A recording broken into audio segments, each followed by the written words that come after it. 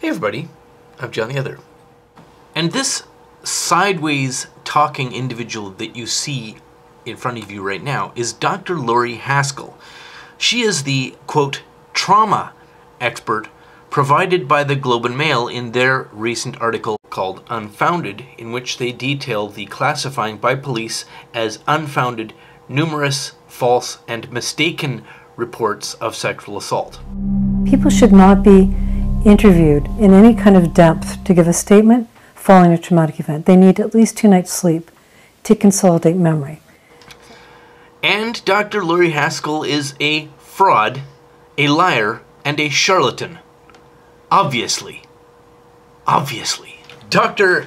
Haskell here says that in an interview for the Globe and Mail that following a traumatic event, people should not give an immediate statement to the police. No, she says they should go home and get a good, solid 2 nights of sleep before making any factual recounting of events.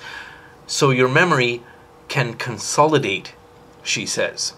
According to the good doctor, your memory gets better and more accurate by delaying your statement for a couple of days, rather than it becoming foggier, more imprecise, and becoming recontextualized to conform to your preferences after a couple of nights of solid sleep. This expert is selling a completely bogus and factually false version of how human memory works.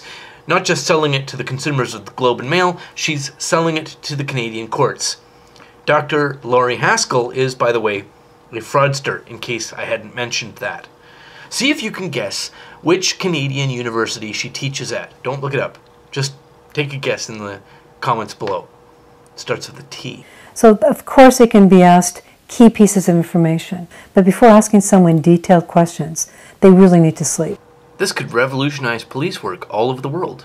Before you question a suspect or a witness, send them home. Give them a good 2 nights of sleep. That extra couple of days is going to sharpen up their memory to be more accurate. This is what a so-called trauma expert is telling people. Not just your memory after a traumatic event.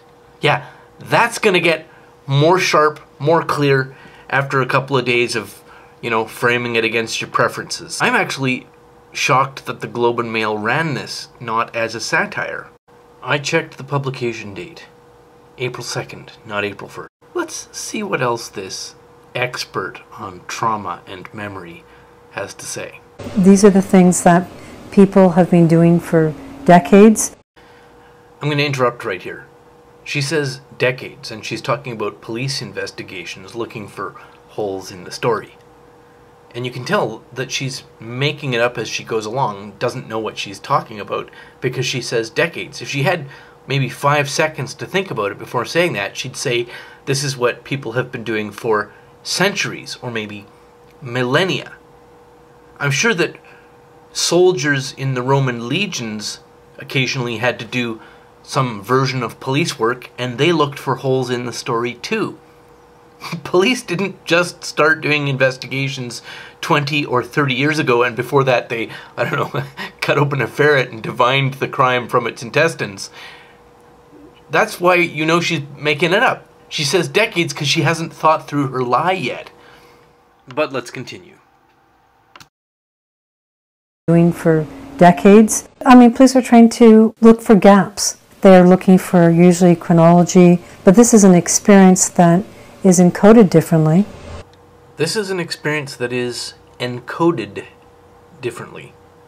Pay attention to the word encoded. She uses that word to make it sound like she's sophisticated and technical and smart and educated, and unfortunately reveals herself to be a lying dumbass. You don't talk about encoding memory unless you're talking about computer files. That is not what applies to humans. So this so-called expert is using the word encoding to pull the wool over your eyes, and in doing so reveals her own fraud. Once they recognize through one of their senses that they're in danger or under threat, but those neurochemicals change the brain. So parts of the brain are deactivated, and part of the deactivation means the brain focuses on very central details the details that were most important for survival. And so those memories become encoded as intense fragments. What you just said is one of the most insanely idiotic things I have ever heard. I award you no points, and may God have mercy on your soul.